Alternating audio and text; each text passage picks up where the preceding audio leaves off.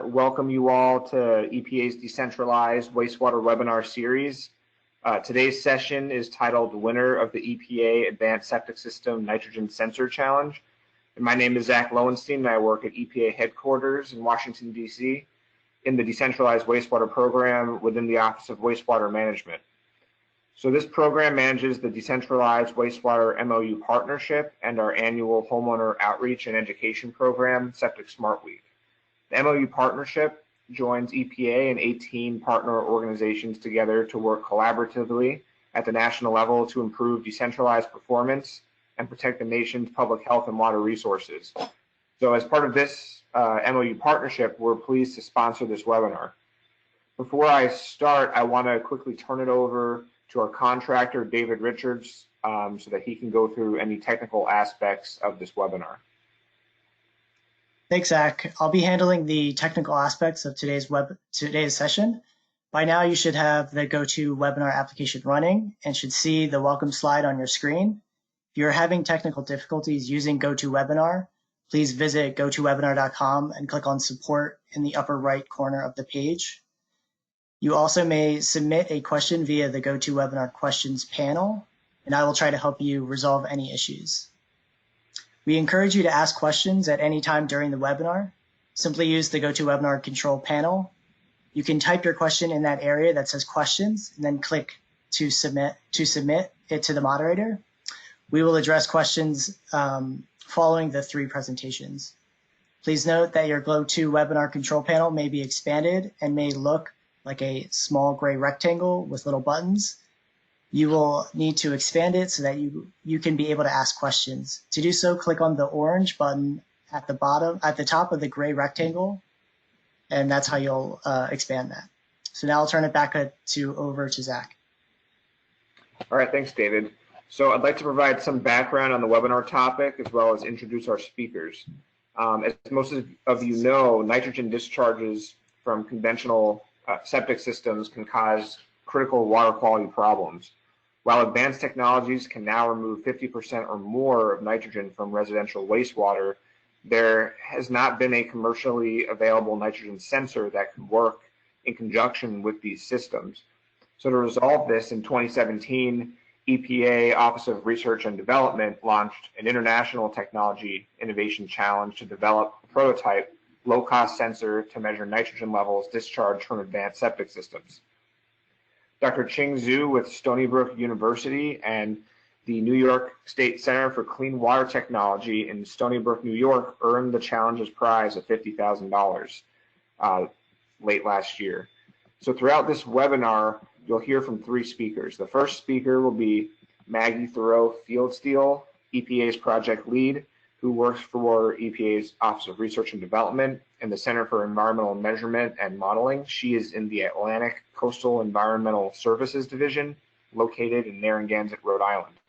Maggie's team tested sensor prototypes at the Massachusetts Alternative Septic System Test Center, also known as MASTEC. Our second speaker is Dr. Qingzhi Zhu, the challenge winner and associate professor in the School of Marine Atmospheric Sciences at Stony Brook University. Dr. Zhu's expertise is in the field of analytical chemistry and biogeochemistry, specifically sensor development and application in marine sciences. And our final speaker is Brian Baumgartel, a senior environmental specialist and public health sanitarian with the Barnstable County Department of Health and Environment in Massachusetts. Brian serves as the director of the Massachusetts Alternative Septic System Test Center, which from this point on, I think we will just refer to it as MASTEC, as it's kind of a mouthful. So Brian is also a licensed Massachusetts Title V soil evaluator and grade 4 wastewater treatment plant operator. And as David mentioned, please type in your questions as we go through the webinar. We will hold all questions until the end. So with that, let's go ahead and get started. Maggie? Thank you. Can you hear me, Zach? Yes. Okay, great. Fortunately, I can't advance the slides. So, David, I think you need to give me control. Yep, I just did. Okay. It's not working. Okay, so David, why don't you advance the slides? Sure.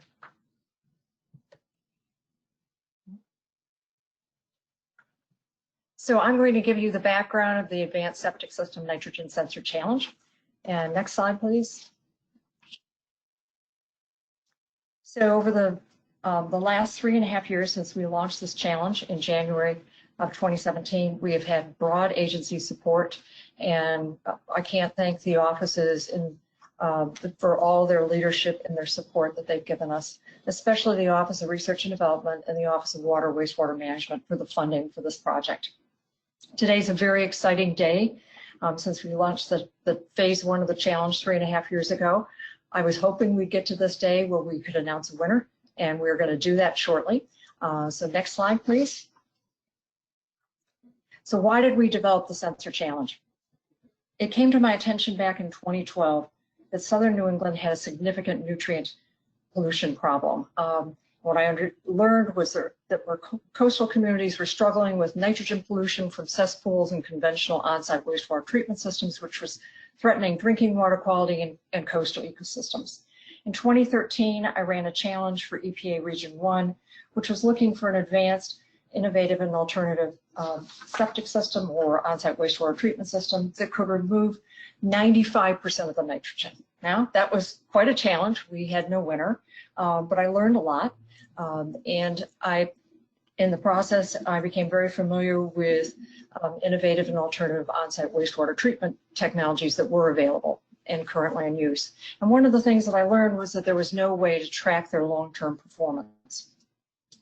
And I, wondered about that. Who would that be of use to people? And I quickly found out, yes, it would be of use to people. And who would care about tracking that performance? Well, it's not only the state and county regulators, but the homeowners who are making the investment to upgrade their systems, and community stakeholders, and also the innovative and alternative on-site wastewater treatment manufacturers, because they could improve their systems if they had the data. So I started thinking about a nitrogen sensor challenge for innovative and alternative septic systems. And next slide, please. And I wondered what the market opportunity would be. And I knew that nationally there was approximately 26 million cesspools and conventional septic systems. How many in nitrogen sensitive coastal communities, we don't really know. We can guess, it's probably millions. There's no official estimate. I learned back in 2012 and 2013 that down in Cape Cod, there was around 140,000 systems. So if you look at southern Massachusetts, Rhode Island, and Connecticut, there's probably another 200,000 more. And then in 2014, Suffolk County contacted me and requested that I meet with them because they'd heard about my 2013 challenge for a highly advanced septic system. And during those meetings, I learned that there was a significant market on Long Island. Suffolk County had 360,000 cesspools or basic systems, and Nassau County 140,000. And I thought, wow, that's a market, 500,000 systems. Next slide, please.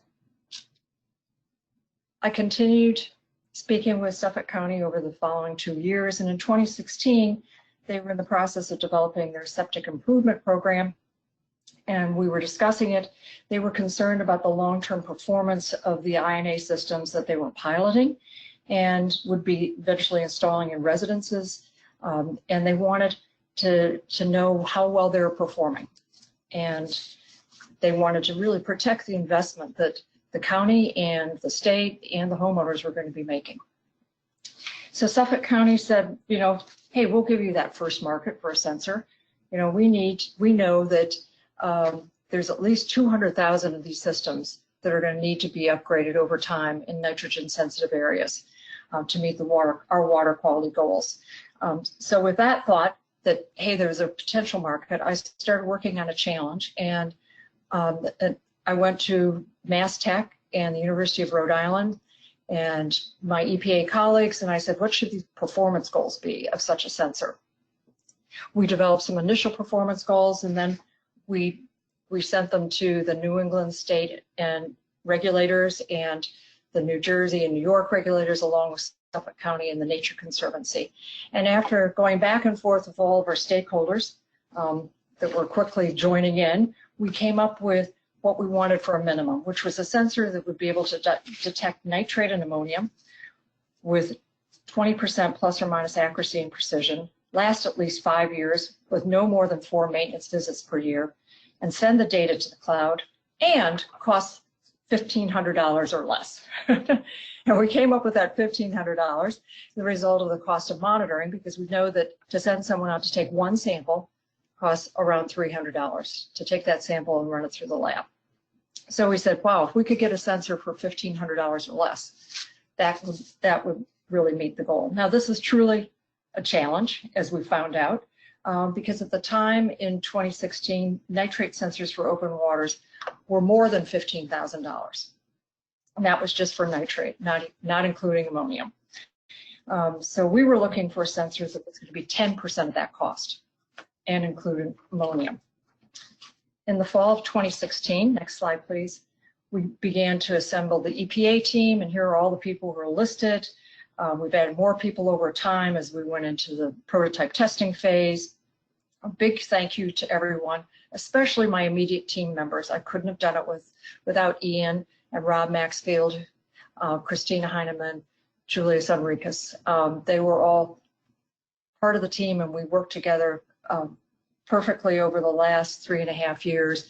We were sorry to see Rob leave us a few years ago, but we've carried on, and we added external contractors when we went into the prototype testing phase. Next slide. We also, at that time in 2016, started assembling state and regional partners and stakeholders. So here's a list of all the people that we talked to in organizations in New England and down through Suffolk County and into New Jersey. Next slide, please.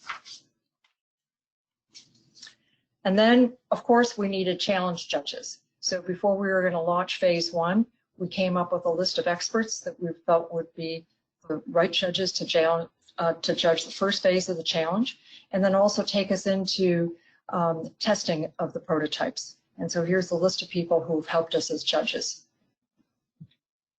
And then the next slide.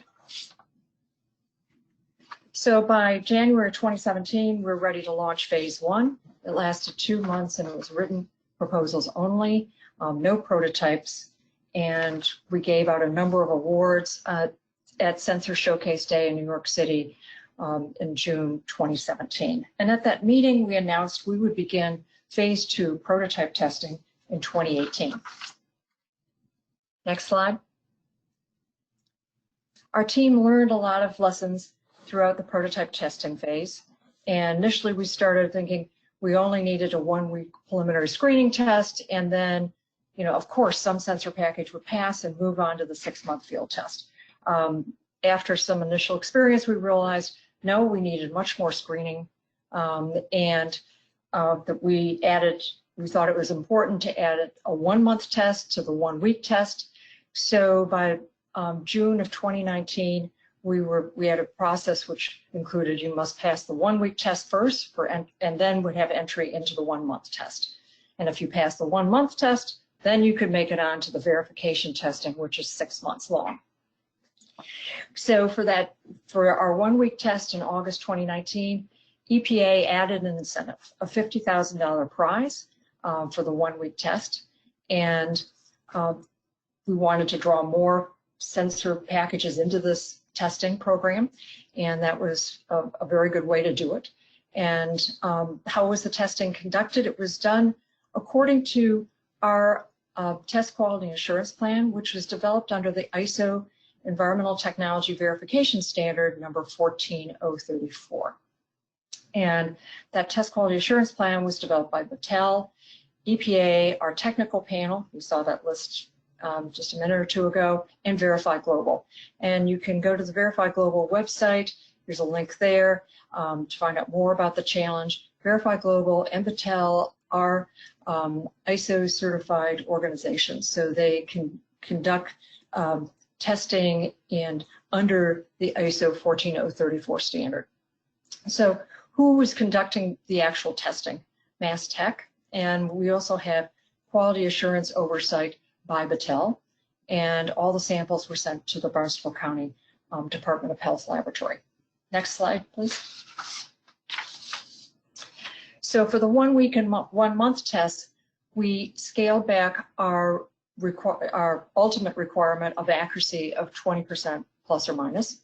And we said, okay, if we can draw on some prototypes and get them tested, get these early innovators in here, we're going to say you have to meet an accuracy goal of 40% of true value to make it through the 1 week and 1 month tests. And that proved challenging, as we learned, and we were looking for, at a minimum, the parameters would be nitrate and ammonium. Next slide, please. So here's a quick overview of our testing experience that we've had over the past couple of years. So in 2018 and 19, we ran, during that time period, we ran 3 tests a week in the spring of 2018, and we tested 1 sensor package. Unfortunately, it did not pass the test.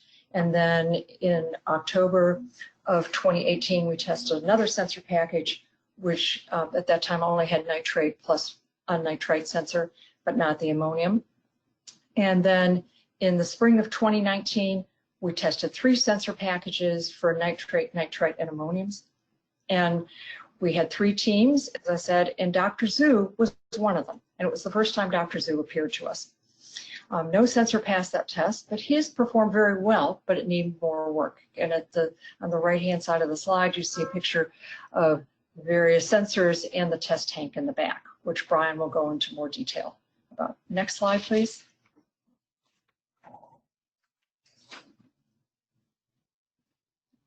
Next slide.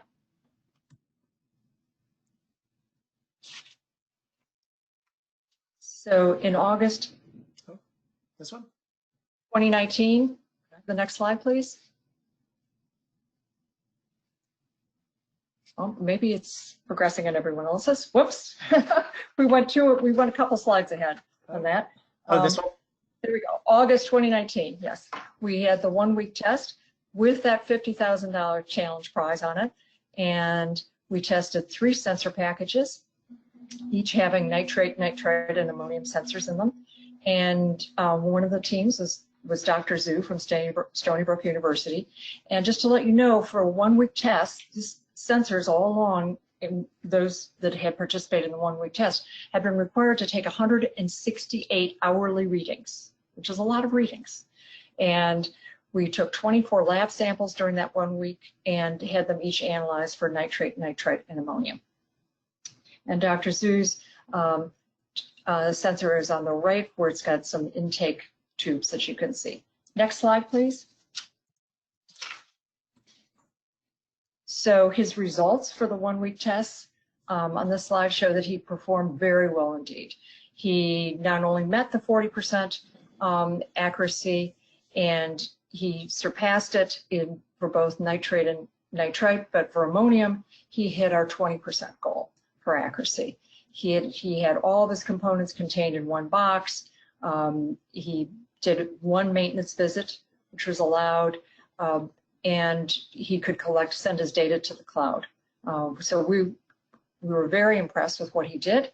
And based on his performance for the 1 week test, our technical panel and judges decided that he deserved the award for the challenge, the $50,000 challenge. And here's a picture of Dr. Zhu on the next one with his sensor box.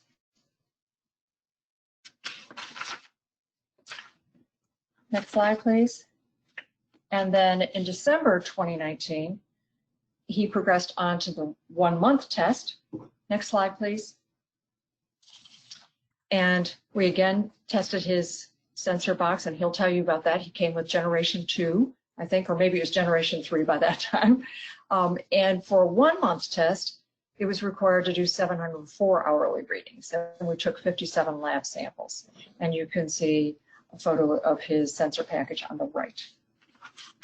His results for the 1 month test on the next slide were very impressive.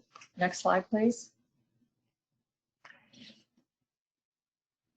He surpassed the 40% accuracy goal for the 1 month test and achieved 20% of true value for nitrate plus nitrite and for ammonium. And the 20% is really our long-term goal of what we're looking for in a sensor, and the required accuracy for the 6 month test. His precision was right up there with 20% plus or minus RSD which is really what we're looking for, the long-term goal. And everything was in one box, as I said, and he only visited once in a month. And I'm not even sure that was necessary, according to him. And he performed all 704 readings perfectly.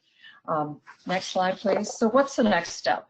The next step is to move on to the ISO Environmental Technology Verification Standard 14034 testing. And why are we doing that? We're doing that so we can give regulators, homeowners, and the innovative and alternative on-site wastewater treatment manufacturers assurance that whatever sensor comes out of the verification testing has been rigorously tested, and will be tested over 6 months. The results will be publicly available. The test quality assurance plan, as I mentioned earlier, was developed by Battelle, by EPA, and our technical panel of experts. And the testing will continue to be done at MassTech and audited by Battelle. And you can go to the test quality assurance plan with that hot link at the bottom of my slide. It's about 70 pages, and it shows, takes you through each of the types of tests we did, the 1 week, the 1 month, and the 6 month ISO ETV verification test. Next slide. And here are those performance goals that I've alluded to all along. What we're looking for at a minimum is a $1,500 price. Ideally, we'd love it to be $1,000, but I'm not sure that that's achievable. And nitrate and ammonium is what we're looking for at a minimum. And with the accuracy of 20% of true value. And Dr. Zhu achieved that in the 1 month test. So we are very hopeful that he will do that over 6 months. And we're looking for a sensor that could do hourly readings, as well as be programmed to be do variable readings. And Brian will get into that when he talks about the testing.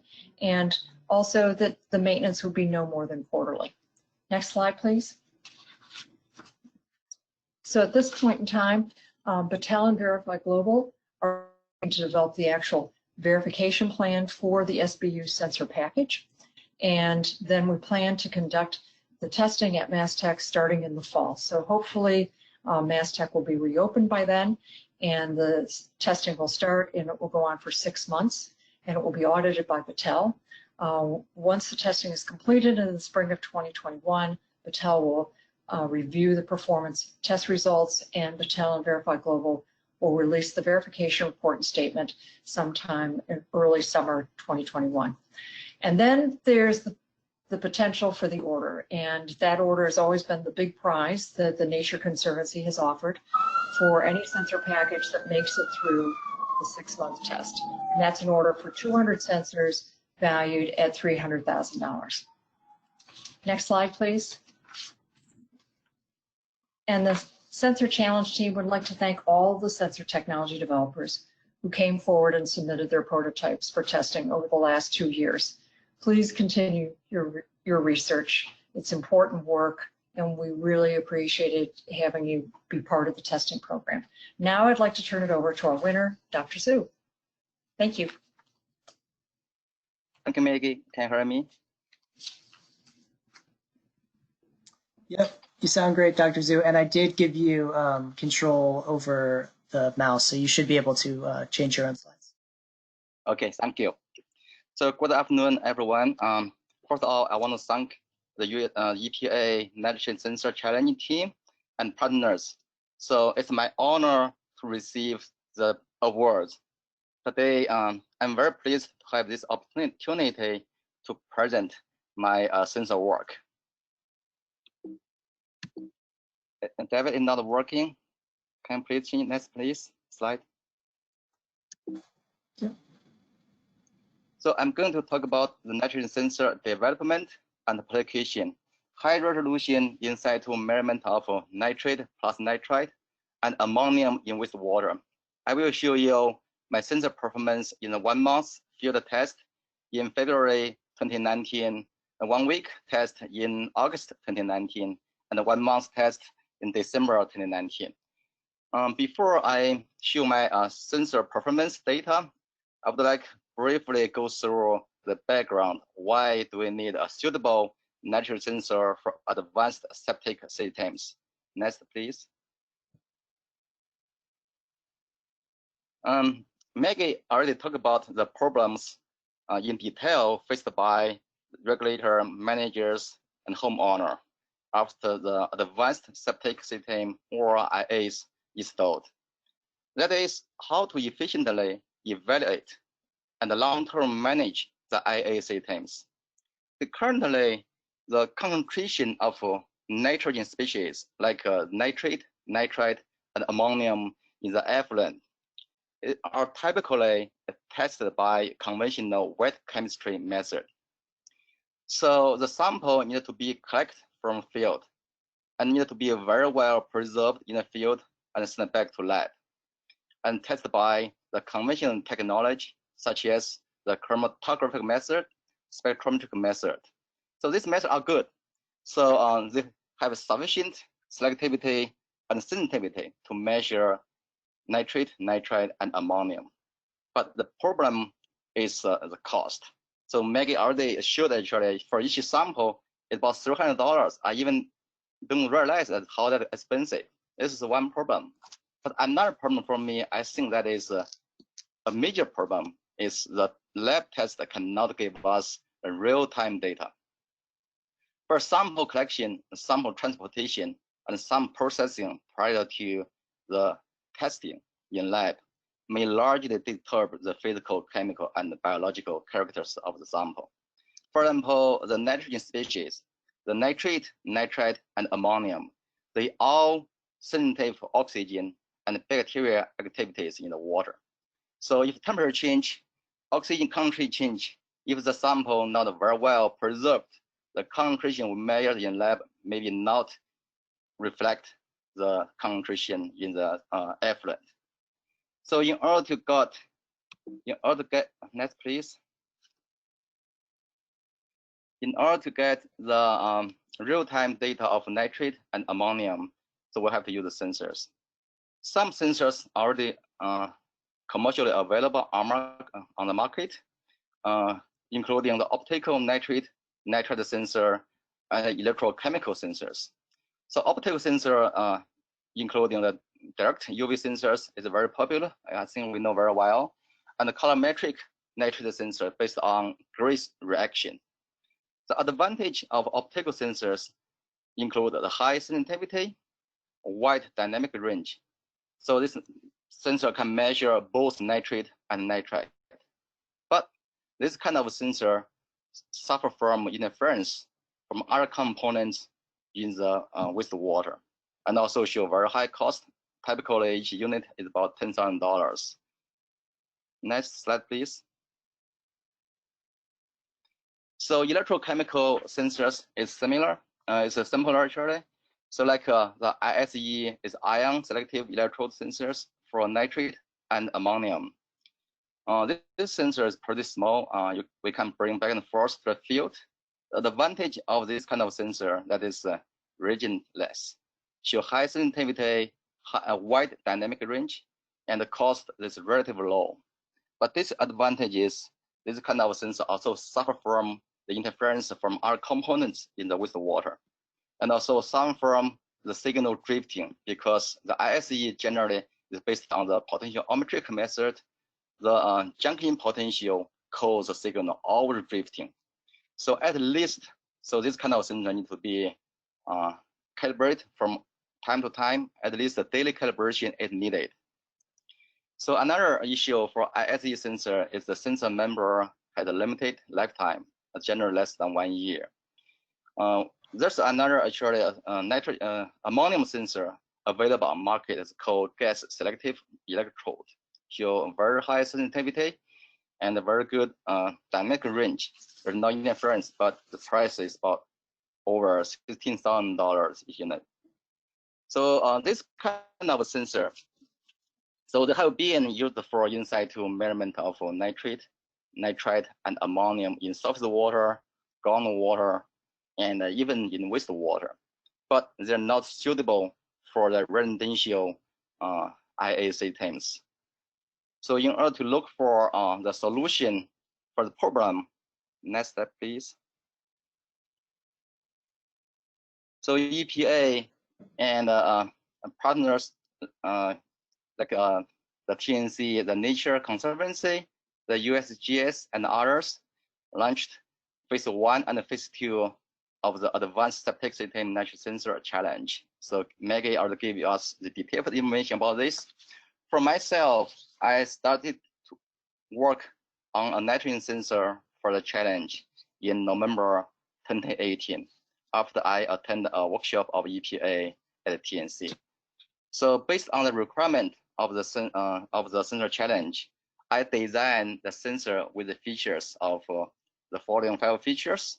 The first should be in situ measurement of nitrate and ammonium. The second should be low cost and easy operation. The third one is a wide response range and can be deployed with the advanced septic systems. The fourth is with high reliability and high selectivity. The last one, surely, the sensor should be able to read the data hourly and has low maintenance. So that actually this kind of feature I designed so that I think it meet the next please. At the very least meet the minimum requirement of the sensor challenge performance goal. Like the permit to measure nitrate and ammonium, the price should be less than $1,500. The data management is record and automatically transmit the data. And the accuracy within 20% of the bias, the precision as relative standard deviation should be within 30%. So the response range is in a range of 2 to 60 milligram per liter nitrogen. Reading frequency is hourly. This is something at the very beginning I designed a sensor. It also meet the requirements of the sensor size. Next slide, please.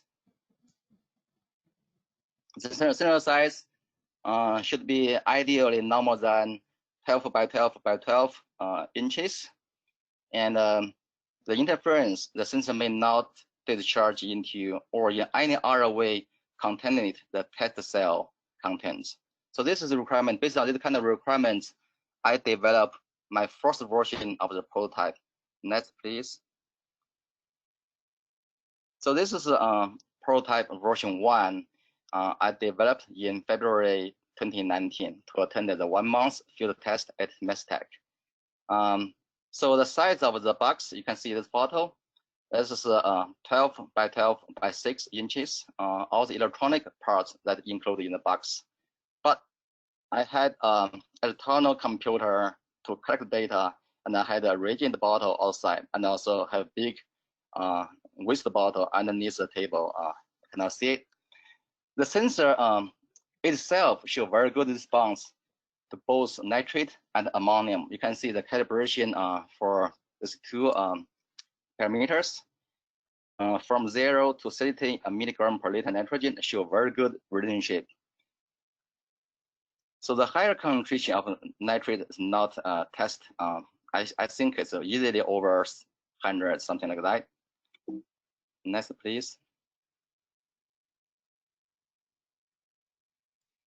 So this is the first week data of the 1-month test in February 2019. You see the orange color, that's the sensor data, nitrate plus nitrite. The yellow color, that is the lab data. The lab data was obtained from Barnstable County Health Lab. You can see actually the lab data and the sensor data, so their agreement very well. And the green color is the lab sensor data for ammonium measurement, and the blue color, the spot, that is the lab ammonium data. So overall, so the data was pretty promising for me, and the accuracy for nitrate plus nitrite recovery is 124% compared to the lab data. So ammonium is 103% accuracy. Precision for both nitrate and ammonium are within 10% RSD deviation. The measurement range is in this 2 to 30 milligram per liter nitrogen, and reading frequency is hourly. So again, even the data looks okay, but we did not pass the test Next, please. Because so the data management of our first version sensor did not meet the performance goal. The size of the sensor and the maintenance of the sensor also did not meet the performance goal, and so we did not pass the first time test. But next, please. But the data give me pretty confidence.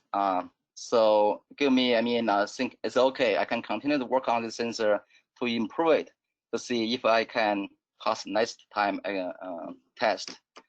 So when I came back to lab, I redesigned the configuration of the sensor, redesign the control systems, all the components, including the reagent bottle, the waste bottle, and the other parts included in a 12 by 12 by 12 box. It looks like ugly.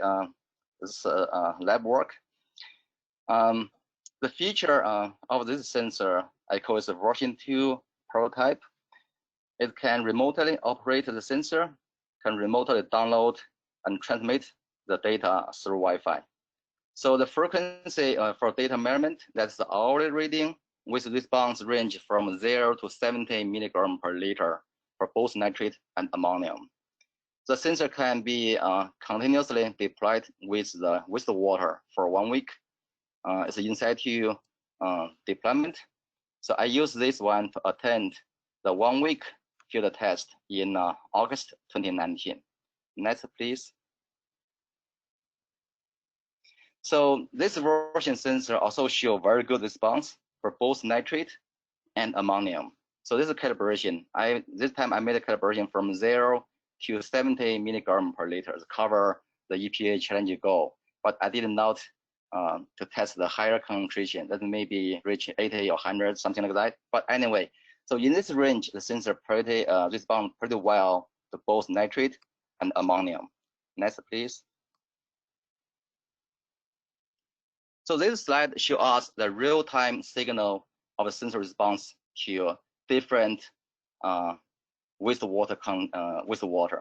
So the vertical axis, that is the signal. So the horizontal, that's the time. It's like in the morning from 8 o'clock to 24. This is morning is 12 a.m.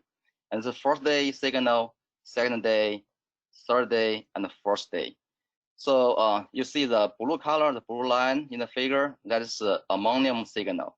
The red color, that is the nitrate plus nitrite signal. So the first day, the morning we test is the tap water spike with the standard nitrate standard. So 8 o'clock, that shows tap water is now nitrate and now ammonium was found.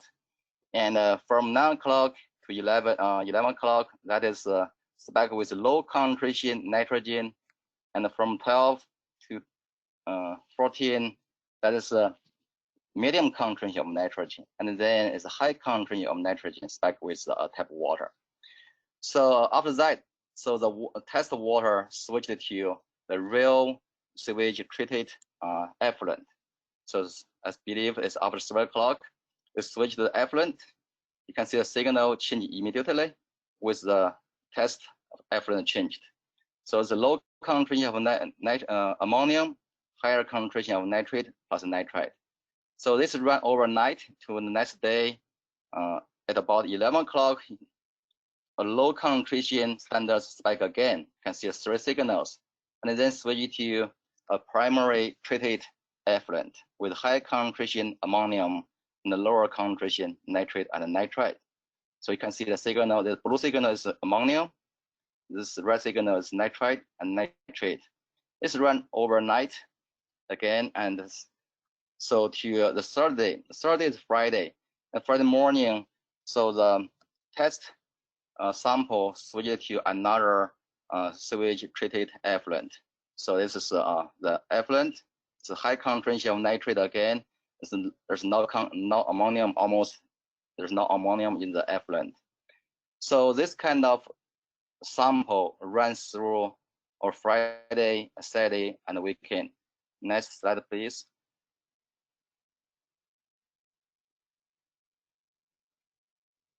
Next, please. Okay, it's Sunday and Monday morning, so the test sample switched to tap water. And on Tuesday morning, so a spike again with low concentration nitrogen, medium concentration nitrogen, and high concentration of nitrogen. So this is the whole week data. The 7 day, each day 24 hours is 168 data reading. So our sensor catch all the data. And also from the sensor response, we can see whatever for the real effluent or from tap water or from tap water spec with the standard. So they all show very good reproducibility. That demonstrates the reliability of our sensor. Next, please. So the precision for nitrate plus nitrate and ammonium, both the average of the relative standard deviation is very good. They lower than the 20% EPA the performance goal is 100% in this range. For the accuracy, the recovery percentage for nitrate plus nitrite, the average recovery is 93% compared with the lab data. Ammonium is about 101% compared to the lab data. So for ammonium, so the recovery is 100% or so in the ideal goal from EPA. But for nitrate plus nitrite, there are 52% in the ideal goal, but it's 91% in 40% accuracy range. Next, please. So this figure summarizes the comparison between the lab data and the sensor data. So the blue color, you see that's the nitrate plus nitrite real-time data.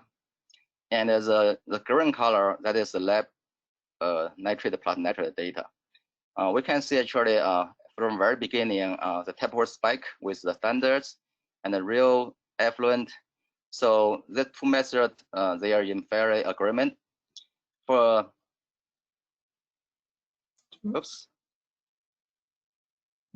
No problem. Okay. Yeah, it looks like you. Next. Okay. Next. All right. So. Which one? Yeah. Okay. For ammonium, the sensor data, that's the orange color. This orange spot is 168 spot. So lab data is a yellow color. Okay, we can see for the ammonium, so the two different methods match very well. They are in very good agreement. Next, please. So based on the sensor performance and a review by the technical panel of the sensor challenge and the EPA and the Botel, so the sensor test for the 1 week test, pass the test. Our sensor, the performance meet all the performance goal. You see in this table, including the parameter, the data management, the applicability and maintenance, accuracy and precision. So we passed the and we were invited to attend the 1 month test in December 2019. Next, please. For the 2019 December 1 month test, I have two different prototypes. I attended the 1 month test. One is use the same prototype version 2, but the component inside was enhanced so that I can run that for 1 month. And I have another version, and Maggie just showed you, I call the version 3, but here I just show you the data from version 2. One-time performance was performed on December 27, 2019. So the features of this sensor the same as I used in August. Next, please.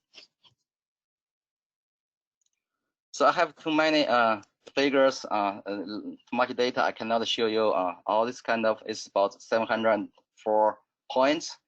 I only show you one slide as an example for the sensor performance. This is day one sensor performance. This is the very beginning. It's 7 o'clock in the morning, and this is tap water again. Tap water. The sensor, the blue line, that is nitrate plus nitrite. The orange line, that is ammonium signal. So at the very beginning, sensor cannot find any nitrate and ammonium in the tap water, but you see the spike with the low standard, low concentration standard, and medium concentration standard, and high concentration standard. And the sensor you can see the sensor response immediately after the nitrogen concentration change in the test solution. After that, the test solution was switched to the sewage treated effluent. You can see the signal change, and with time, and become very stable at about 12 o'clock. And this is a 7-day signal.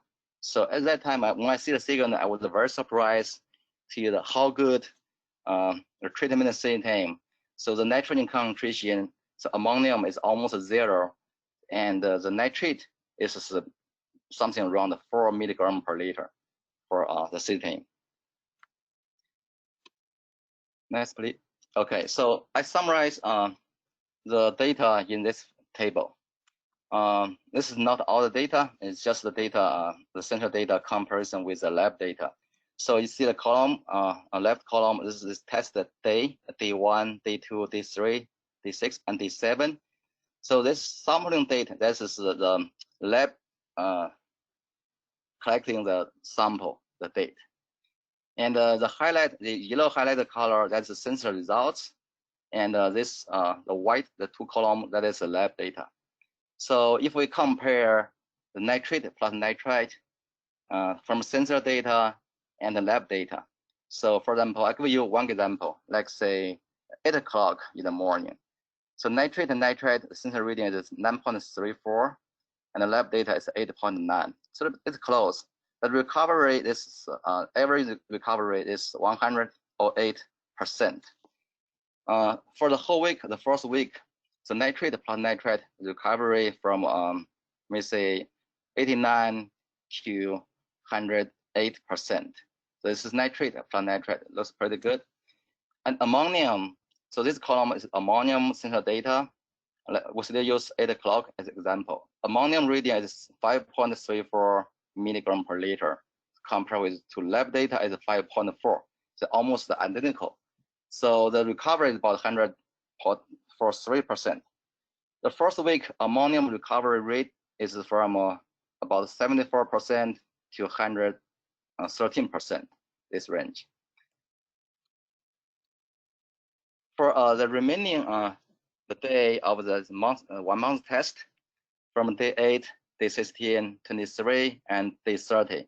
So again, this is the nitrate plus nitrite, the data. Compare with the lab data, we can see the recovery rate looks not bad. It's from 93%, 94% to 114%. It's always in the 20% accuracy bias range. And ammonium shows some comparable recovery rate. Overall, for a 1 month test, so the precision for nitrate plus nitrite, that is average RSD is 2.27%, and ammonium is 2.32%. It's surprised, it's good.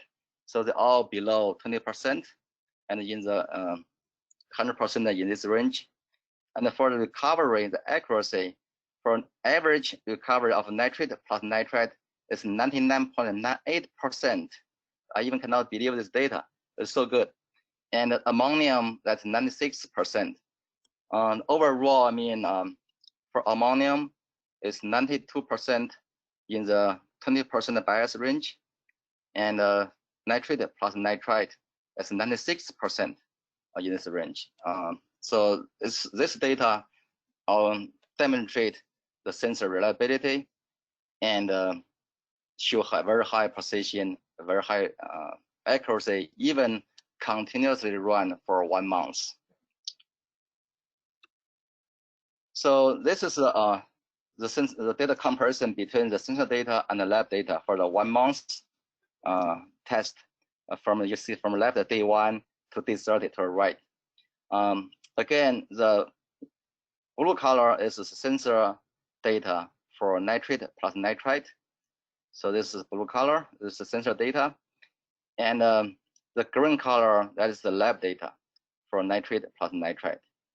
We can see actually from day 1 test to almost day 30. So the two methods, the two different sources of data, they are in pretty well agreement. So each time when the standard spike in the effluent, we can see here's a signal jump, So the ammonium say a similar comparable accuracy and precision. So based on the 1 month test and the technical panel, EPA and Battelle review my sensor data, and the sensor performance passed the 1 month test. So all these kind of parameters, I mean, including parameter measured, the data management, the applicability, maintenance, accuracy, precision, and the measuring range, they all meet the performance goal. So we were invited to attend the 6 months test in fall 2020. So the ongoing work, the first priority right now for us is prepare for the 6 months ISO ETV test in fall 2020. So we're modifying several components of our sensor package to make them more reliable and maintain it free at least for a couple months. And we're also adding more features, more function, and that make it more marketable and useful in the field. So we redesigned the control system, the telecommunication system, the remote data collection, and detector and related software of the sensor.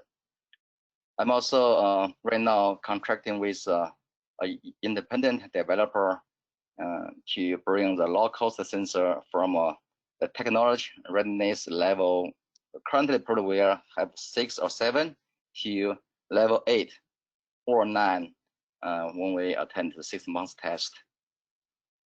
So I would thank the challenging team led by US EPA, Maggie, Christina, and Ian gave me a lot of support. And the partners, the Nature Conservancy, USGS, the First Stable County, and the MESTEC, Massachusetts Department of Environmental Protection, New York State Department of Health, the Suffolk County Department of Health Service, and Battelle and Verify Globe. So I also would like to thank George, Brian, Gail, Nico, and Chris for all your support for this challenge. So during my work, so a lot of my colleagues gave me a lot of support. My colleague from the Center for Clean Water Technology, Professor Dr. Chris Gobler, Star Walk, and Mr. Bud Dunbar and Frank and Hillary, so gave me a lot of support. And my school colleague from the School of Marine and Atmospheric Sciences, so Dr. Bob Aller, Christina, and my visiting scientist, Dr. Chi, and Mr. Mark Wigan. So he's a lab manager. I will have a machine shop. So he gave me a lot of help, and when I customize my sensor parts. The funding support from your state, DEC. So if you have any question about our sensor, or if you are interested in our sensor, please contact us. I give this contacting list. You can email me or Bob Dunbar about the sensor if you are interested in that. Also, I mean, this is a Center for Clean Water Technology website and Twitter. Thank you. I will turn over to Brian.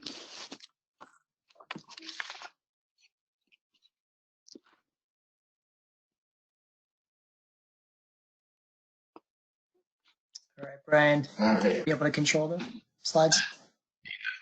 Let me see if I'm able to do it.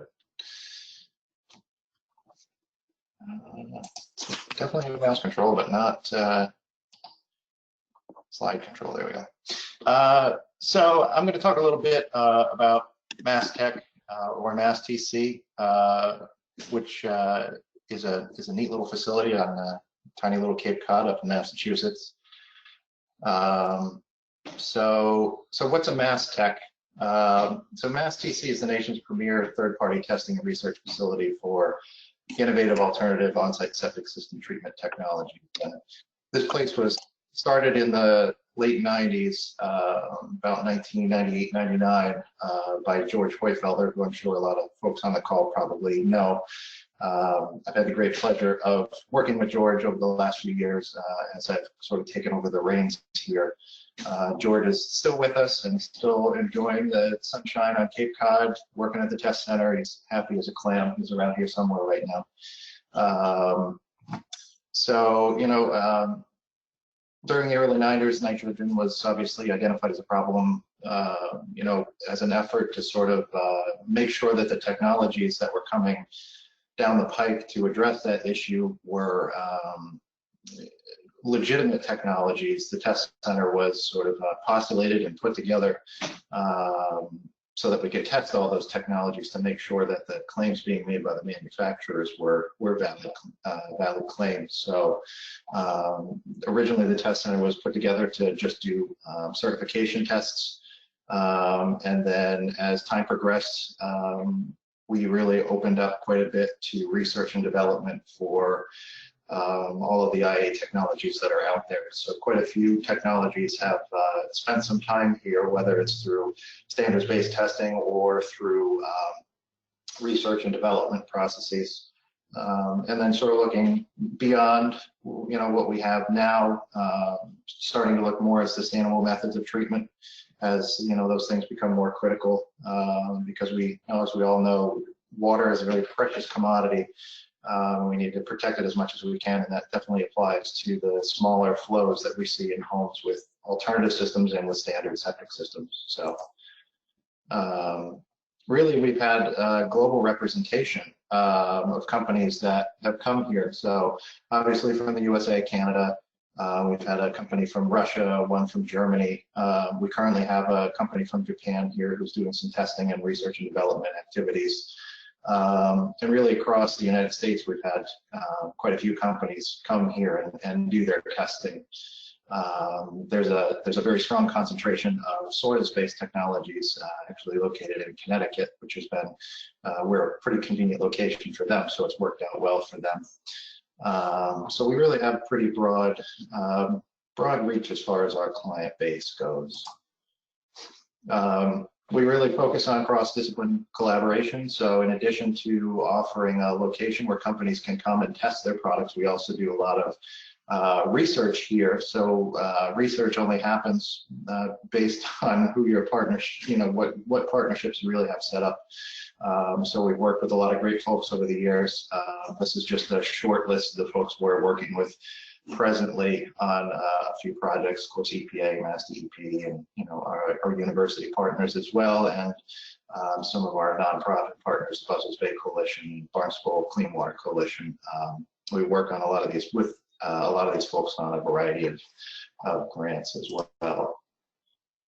So one of the questions we always get is, where do we get our wastewater? So we're located here, like I said, on Cape Cod, specifically on the southern end of Joint Base Cape Cod. So we tap into their wastewater infrastructure.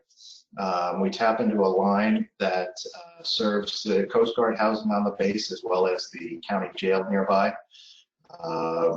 Some of the wastewater obviously continues on to their wastewater treatment plant and then to their injection beds out by the Cape Cod Canal. The stuff that we intercept comes into what we call an influent channel. In fact, right now it's outside my window, and if I leaned out with a microphone in my hand, you'd actually be able to hear the water gurgling by. In that channel, there are 21 or so pumps that pump the wastewater out to each of the individual projects.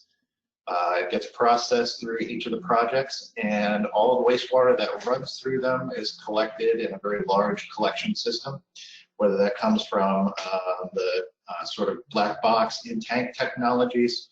Obviously, it's really easy to collect the effluent coming from those. For the soils-based types of technologies, we collect the effluent in a large plastic liner. We're able to intercept it there to take samples if we need to, and then it all goes into the main collection system and it gets shipped back to the main wastewater treatment plant. So we never discharge anything to the ground here.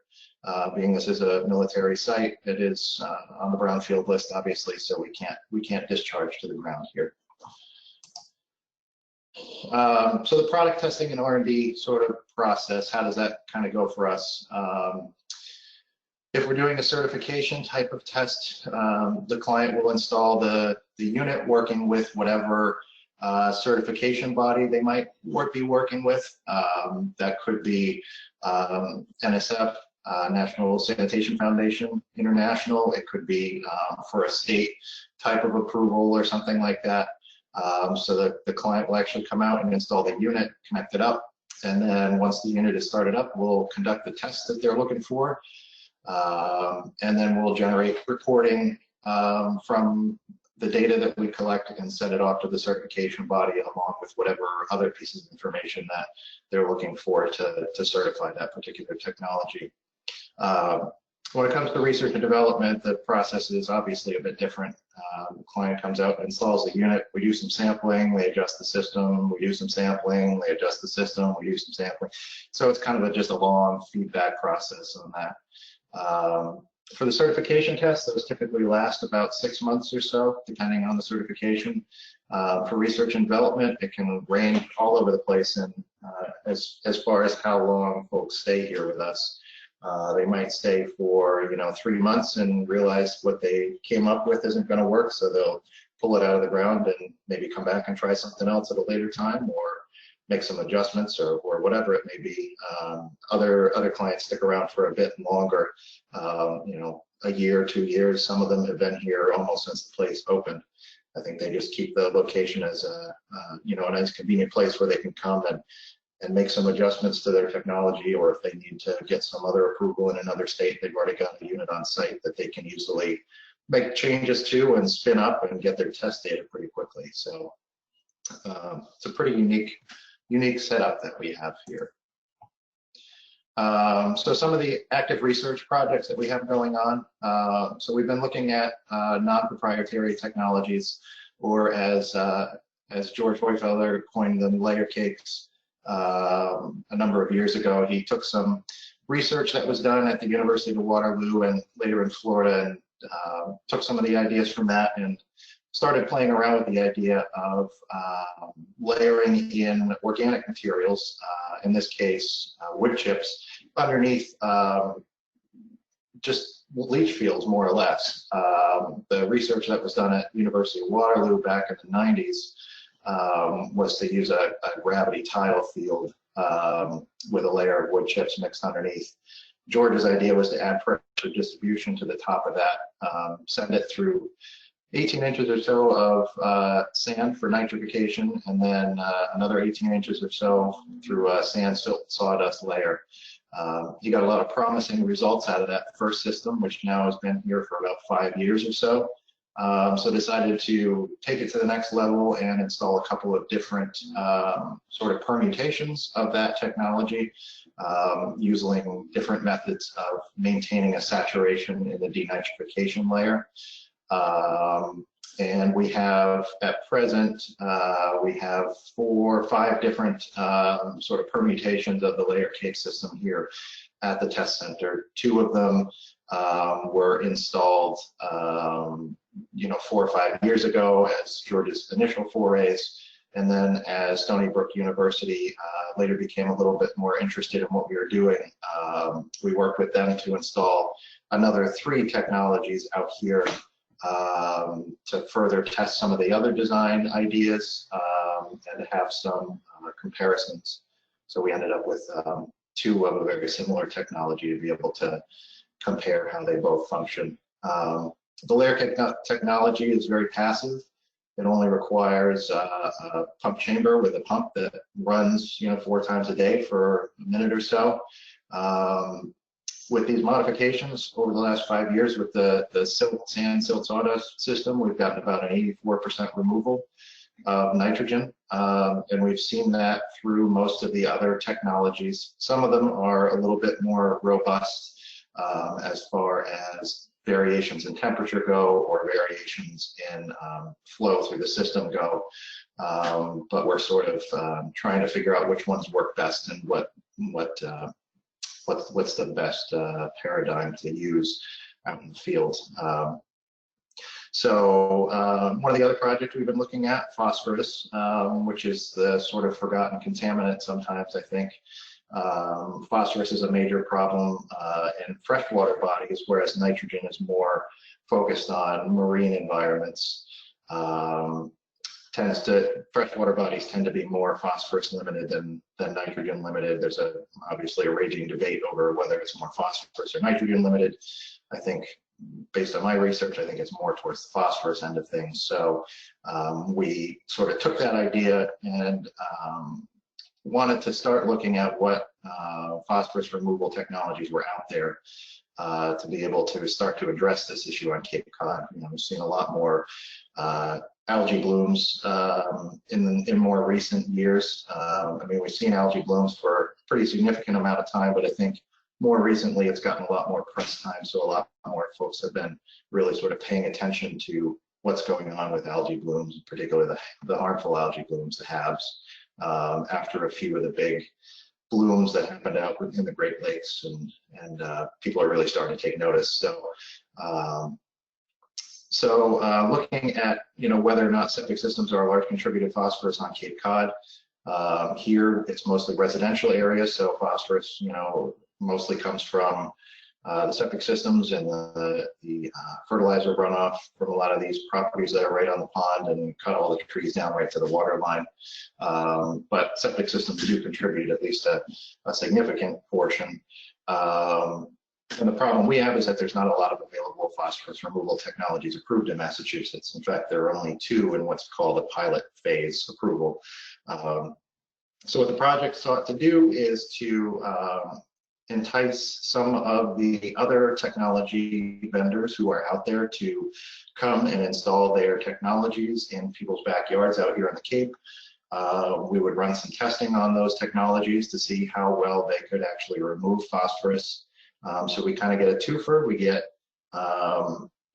the data to see which systems perform the best, and we also bring more technologies as possible options to Massachusetts for looking to solve some of this phosphorus issue that we have. The other major research project we have going on is looking at viruses, and we're not looking specifically at coronavirus, and that's the virus in everybody's mind nowadays, but what we're looking at is to look at the removal rates of pathogens through a variety of depths of sand beneath the soil absorption system.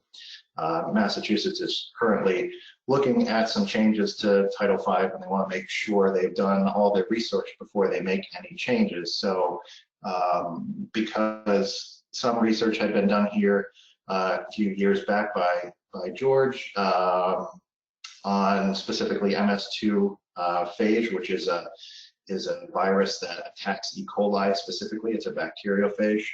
The DEP approached us to do a significantly larger study to look at removal rates of those pathogens going through a variety of depths of sand to make sure that we have adequate public health protection once wastewater is coming out the bottom of a leach field. So we're going to be putting together 35 individual test cells and testing for MS2 and somatic bacteriophages, along with E. coli, fecal coliform, and Enterococcus. We're actually constructing a laboratory here at the test center to be able to do those analyses right on site. So it's a pretty exciting and very large project, and it's taking up most of our time right now. But it gives us something to do while most of the world is on lockdown. So moving on to specifically how MassTC was involved with the sensor challenge. So we designed and built the testing apparatus, which you saw a picture a little bit earlier in Maggie's presentation that showed the test vessel. And I have a couple more pictures to show you a little bit more detail on that testing apparatus. We also provide the challenge water. Obviously, this is a great place to get wastewater, so it's a pretty easy one for us here to do. We also do the sampling and field measurements and sort of provide some general sort of technical support to the folks who come here. So if they need Wi-Fi or internet access or, some tools while they're setting up or some bench space, we were able to provide them with that as well. So the testing setup itself, we put in we have a couple of these white sort of box trailers around. We used this one because we were doing some other testing in here, and we had a convenient source of treated wastewater right inside the trailer already, so it made for a nice location to set up the sensor challenge itself. In the picture on the right, you can see the bench setup. This is from the most recent test that we did. You can see the two of Dr. Zhu's sensors over there on the right on the lower bench, the black unit and the white unit there. To the left, there are two units from one of the other competitors. And then actually up on that top shelf there's another smaller box with one of the other, the third competitor's unit sitting there. And of course, that blue barrel in the corner that you saw in Maggie's picture is where we actually did the testing. So the barrel is kind of set up like this. We take the discharge from the treatment unit, whatever it might be. And actually, let me go back here real quick. So this blue barrel down here actually holds a reserve of the treated wastewater, and when we needed raw wastewater, we would pump it over from a septic tank that was right outside of this location. So whatever matrix we're feeding in, it comes in through the top. There's a mixing pump in there that keeps it continually moving around. There's a drain in the bottom of the test cell, along with a standpipe. Off to the side, you can see the standpipe down here in the lower right-hand corner that helps us maintain the level inside the test vessel, and also for times when we need to provide a continuous flow of wastewater through the barrel. It allows a convenient exit point and keeps the water level at the correct point.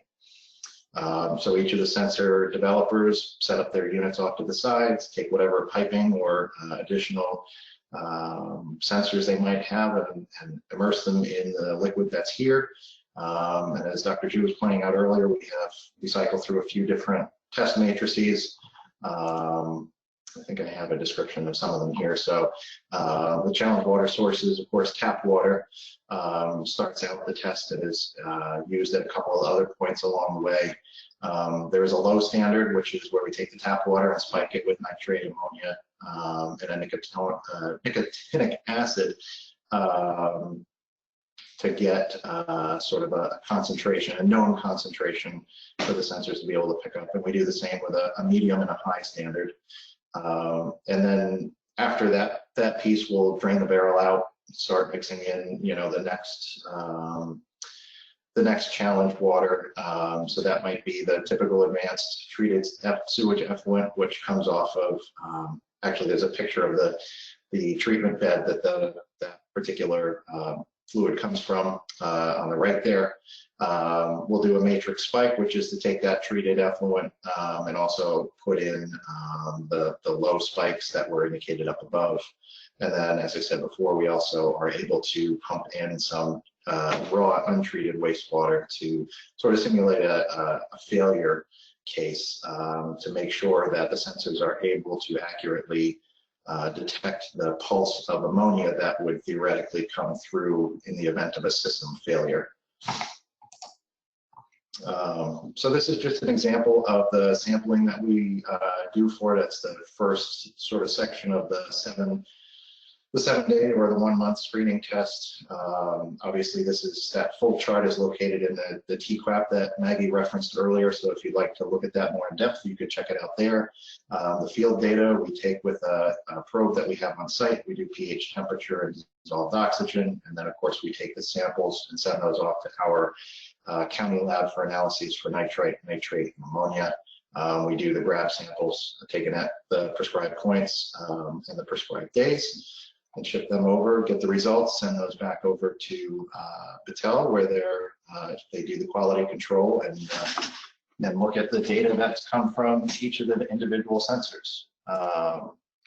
So that's the sort of the end of the show. One thing I wanted to, that I didn't include as a slide in here, is just to kind of point out that, you know, you might ask, why is a 6-month test a bit more of a challenge than just the 1-month test? And really the biggest reason is that you have to run for 6 months. They've shown that they could do a week. They've shown that they could do a month. Now the real test is, could you deploy it for 6 months and have it, you know, not foul up or break or, you know, run into any number of technical issues that we've seen along the way with some of these sensors. There's also a simulated power failure sort of situation. And they also have to be able to vary how frequently they take measurements of the liquid. So with the 1-month test, they had to do an hourly measurement of the liquid, which is, you know, 24/7. Hourly is what they had to do. And then for the 6-month test, they have to be able to vary that. So they might have to do hourly at one point, or, you know, take a sample at a specific time of day during other portions of the test. So there's, you know, there are a few challenges. They'll also get additional treated sewage effluents from other systems, so it won't be from the same technology. They're going to get a variation there as well. So this has been a really fun project for us to work on. Looking forward to getting the 6-month test underway, and excited to see what the result is. So I think we wanted to reserve some time for questions at the end, so I think I will end there. All right. Well, thank you, everyone. A special thanks to Maggie, Dr. Zhu, and Brian for that very informative and engaging presentation, and for speaking today. You know, what you've all accomplished with, in particular with the nitrogen sensor challenge, and just in general in your career, is just very impressive.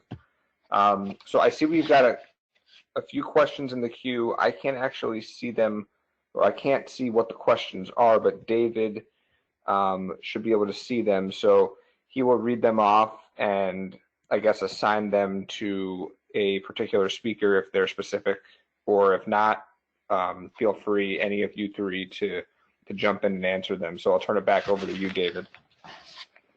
Okay. Thanks, Zach, and thanks everyone. We had one question for Dr. Zhu. There was a question, what was the approach? Did you use wet chemistry? So I did not use the wet chemistry for the sensor measurement. I mean, in my lab, actually, if I use the wet chemistry to measure ammonium or nitrate, we generally use the UV VIS method. So we have pretty good the UV VIS spectrometer in lab. So this is a way I use the conventional the method to measure nitrate and nitrite and ammonium. So basically, for nitrate measurement, we can use a grease reaction. Is a pretty popular the method. Great, thanks. Yeah, our second question is, what kind of measurement technology is the winning sensor based? A good question, but our university Office of Technology does allow me to disclose any technical information here. So I'm sorry, I think I cannot answer the question. Sorry about that. Okay, so those were the questions that we have right now. Remember, it is open. You can type your question into the questions panel.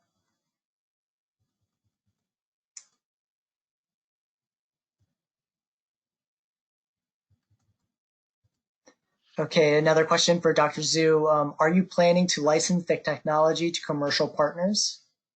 Yes, we are doing this right now. So if you are interested in to collaborate with us or a potential manufacturer, you can contact with Brad or me. Okay. Yep, and we will share the slides with the contact information again to everyone who participated, so that will be available. Yeah, sure. Yeah. Okay, the next question.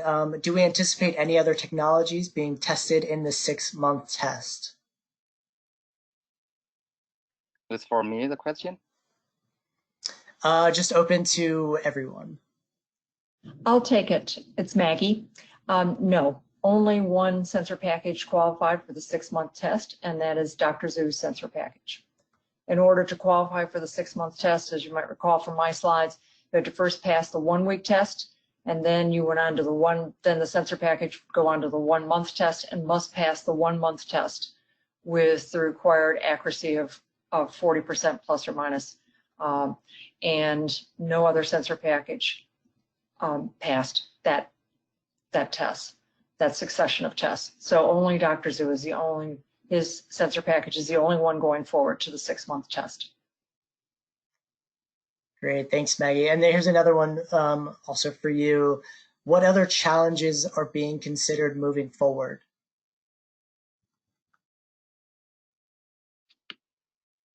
I don't have any other challenges right now.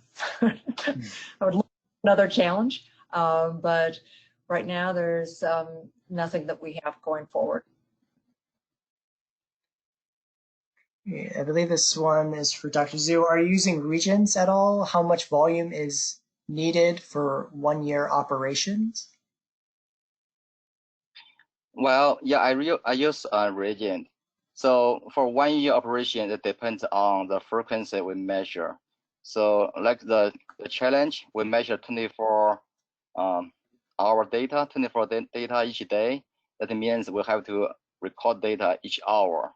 That will use a lot of reagent. But if we use like a daily measure one time or twice, so if we load, for example, 1 gallon reagent, we can use a year.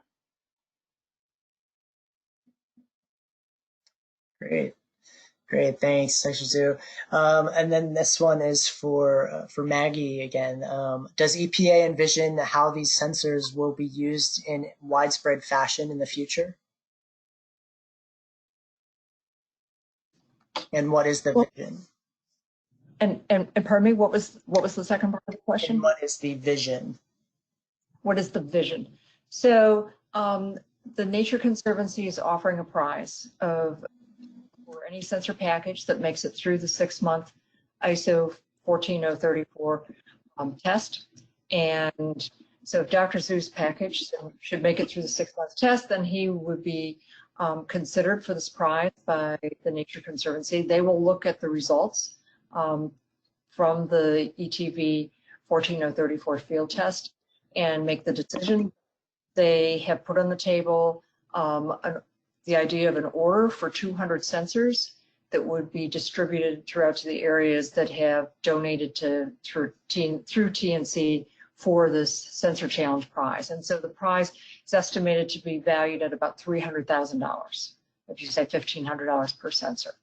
So depending upon, if certain other nonprofits and organizations gave $25,000 into the $300,000 prize, then they would receive X number of sensors based on that. Great, thanks. And to put those initial sensors out in the field and use them for the first round of really of large scale testing and deployment. Mm-hmm. Great, and then this is for Dr. Zhu again. Can this sensor be used for matrix other than water? For example, can this sensor be installed in saturated wood chips for nitrogen measurements? Yeah, it can be for this version. This is designed for the IA systems, so advanced septic systems, because the cover the general nitrogen concentration range from 0 to 60 milligram per liter. So if we want to use for the other sources, we have to change the detector inside. This should show very broad dynamic range for different water sources. Yeah, perfect. And so we had a similar question Does Dr. Zhu foresee future use of this sensor in other applications? Yeah, we are thinking about this these features. I mean, we're thinking about probably for surface water, for coastal water, and in the future. Great. Okay, and this question is for Maggie. It is, can you discuss what came out of discussions that we had with IA homeowners and their concerns? This is from Justin Jobin. Yes.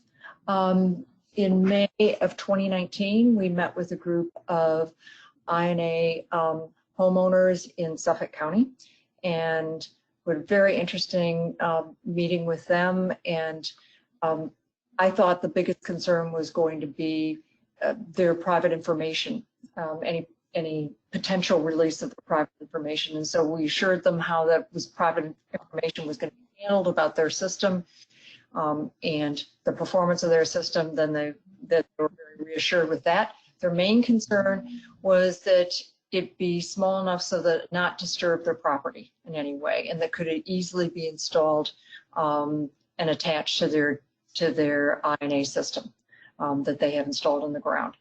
Because they, a number of them said to us that their biggest concern was they had gone through a lot of landscaping work, and in order to put in an INA system and redo plumbing, and they didn't want any disruption to that area, which had been finished and re-landscaped and the system set up. And so, our goal was to have that sensor be small enough, which is, in a box by 12 by 12 by 12 inches, so that it could easily fit beside the INA system and not be disruptive for its installation. Great, perfect. And Maggie, we have another one for you. It is, what were some of the reasons that the major sensor vendors did not compete in the challenge? And also, if I could add, just if you want to just explain a little bit of who did participate and what were the criteria that knocked them out?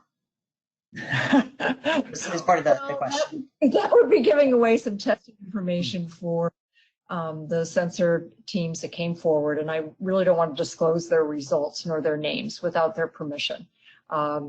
We tested, I think it was 6 different teams came forward, 5 or 6 different teams came forward over the 2 years of testing, and none of them were big name sensor companies that are out there. When I think of like Hawk or Xylem, neither of them came forward. And I think one of the things is that the sensors they have right now are for different types of markets, for wastewater treatment plants, or primarily in that market, and or drinking water systems. And so what they were looking at for something for nitrate and ammonium, for a wastewater treatment plant, that is fairly costly, and it wouldn't meet our price goal of $1,500. So the sensors that they had were actually too high priced, and they felt like this wasn't the right application for them. But they were very interested. They told me, in fact, they would be watching to see who won. So I'm hoping that they've joined us today, because I certainly invited them to join us. But I really can't disclose the results of the other ones. But we found we had some very varied types of sensors, and it really covered all the types that Dr. Zhu had mentioned earlier that are currently being done, that are out in the market for remote sensing, and some did well with nitrate and nitrite, but not ammonium. So I can say that pretty much was across the board. Dr. Zhu's sensor was the only one that had outstanding performance with ammonium, as well as nitrate plus nitrite. Great, thank you, Maggie. And I'm going to turn this now to Zach. All right, thanks. Yeah, so we are out of time here. So if we missed anyone, I'll make sure to get with David and get those questions answered. We'll connect you with any of the speakers that you were addressing if we did miss any questions. So again, I'd like to thank our speakers and all of you who participated today. I did also want to mention my colleague in Region 1, who you've heard his name, Ian Dombrowski. He is helping to put together a webinar that's actually tomorrow on a very similar topic from the Southeast New England program on ongoing research for alternative and innovative nitrogen removal systems. So it's tomorrow, May 28th from 1 to 2:30. It'll actually feature Brian again from MassTech and other speakers from University of Rhode Island. I have a link here, but I guess I can't put it in the chat box. So if you just Google Southeast New England Program webinar, you should be able to find that link to register for that tomorrow. I just thought it makes sense to mention today, given the topic, and that there's if you're interested in learning more about this topic. So anyway, with that, I know we are about 2 minutes past time here. Again, thank you all for joining. Today's webinar has been recorded, and it will be posted on our website within the next few weeks. We will send out the slides, and they will also be available online. So thank you again, and have a great rest of your day.